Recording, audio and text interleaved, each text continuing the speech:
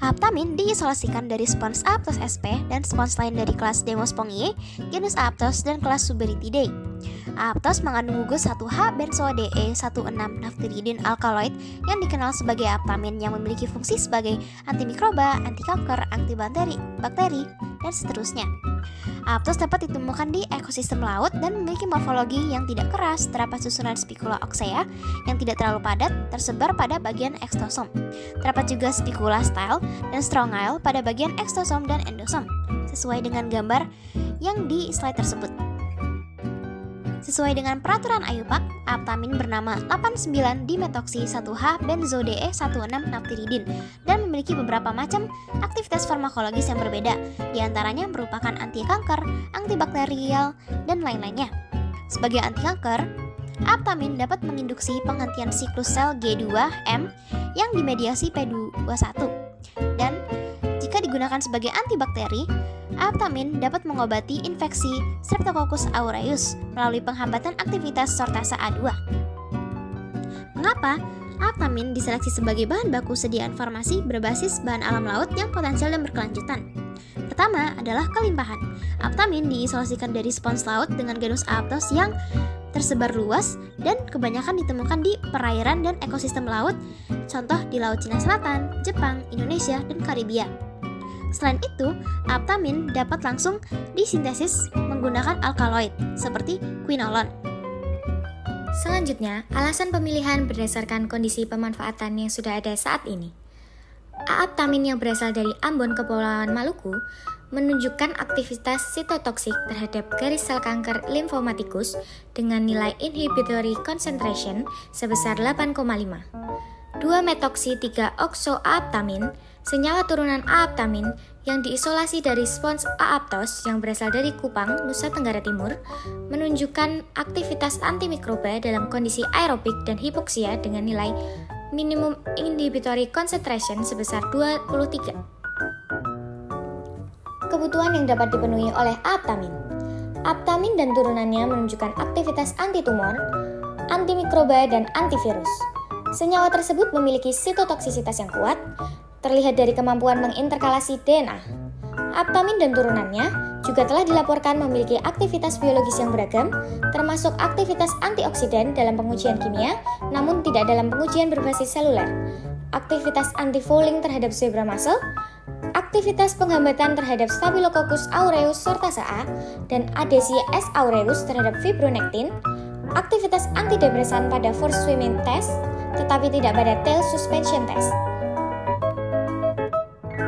Pihak-pihak yang terlibat dalam pengembangan aaptamin, yang pertama adalah laboran di dalam laboratorium, yang kedua ada pihak yang menguji klinis obat, yang ketiga ada perusahaan industri obat, yang keempat ada badan pengawas obat dan makanan, dan yang kelima adalah masyarakat. Selanjutnya ada timeline dalam pengembangan aaptamin. Yang pertama ada pengambilan sampel dari Teluk Manado. Yang kedua ada ekstraksi sampel spons dengan modifikasi pelarut berupa metanol. Yang ketiga ada pembuatan fraksi air dari filtrat air hasil partisi yang dievaporasi untuk menguapkan pelarut metanol. Yang keempat ada uji KLT yang dilakukan menggunakan fase diam berupa plat aluminium silika gel F254 dan fase garak berupa diklorometana dan metanol. Yang kelima ada pengujian sitotoksik senyawa dengan menggunakan fraksi air spons berupa aaptamin. Digunakan 2 sel kanker kolorektal dan 1 sel normal pada pengujian sitotoksik sel pada fraksi tersebut. Yang keenam, apabila sudah terbukti bahwa aaptamin merupakan senyawa anti kanker, maka dilakukan formulasi sediaan obat yang mengandung aaptamin. Yang ketujuh, dilakukan uji klinik fase 1 untuk menentukan besarnya dosis aaptamin yang aman bagi manusia, kemungkinan toksisitas yang dapat terjadi, serta metode absorpsi dan distribusi obat di dalam tubuh. Yang kedelapan, dilakukan uji klinik fase 2 untuk mengetahui metabolisme obat, dosis optimum obat, dan hubungan antara aktivitas dengan struktur obat. Yang kesembilan, dilakukan uji klinik fase 3 untuk mendapatkan informasi tentang efektivitas dan keamanan yang dibutuhkan untuk menilai risiko manfaat dari obat aaptamin. Yang ke-10, setelah aaptamin dapat dibuktikan berkhasiat dan menunjukkan keamanan bagi pasien, maka aaptamin dapat diizinkan untuk diproduksi oleh industri sebagai legal drug dan dipasarkan dengan nama dagang tertentu. Yang ke-11, obat dapat diperjualbelikan dan dapat digunakan sebagai obat anti kanker. Selanjutnya adalah keunggulan aptamin. Yang pertama, aktivitas anti kanker. Aptamin mengganggu perkembangan tumor melalui penerapan berbagai mekanisme seperti aktivasi penghambat tumor P21, induksi penahanan siklus sel dan kematian sel, serta pengikatan pada onkogen target simik dalam sel kanker. Aptamin memengaruhi apoptosis pada kanker hati dan paru-paru dengan menghambat pertumbuhan sel melalui jalur P53. Yang kedua adalah aktivitas anti-AD atau Alzheimer's disease.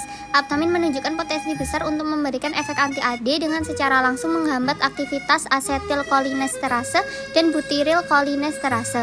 Banyak penelitian telah mengungkapkan bahwa asetilkolinesterase dan butyrylkolinesterase memiliki peran besar dalam patologi Alzheimer dan dapat berfungsi sebagai target terapeutik potensial. Selanjutnya, aspek keberlanjutan. Yang pertama, konservasi sumber daya laut, yaitu penelitian untuk menilai dampak eksploitasi terhadap populasi spons laut penghasil aptamin yang digunakan sebagai bahan baku farmasi.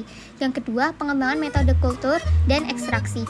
Pengembangan metode kultur spons laut serta ekstraksi aptamin yang efisien dan ramah lingkungan untuk meminimalkan dampak negatif terhadap lingkungan. Yang ketiga, pengembangan sistem sertifikasi. Pengembangan sistem sertifikasi dan pelabelan yang jelas untuk memastikan bahwa produk aptamin memenuhi standar keberlanjutan. Yang keempat, pengembangan alternatif. Penelitian dan pengembangan untuk menemukan alternatif aptamin yang tidak hanya berasal dari laut tetapi juga dapat diperoleh dari sumber daya lain yang berkelanjutan.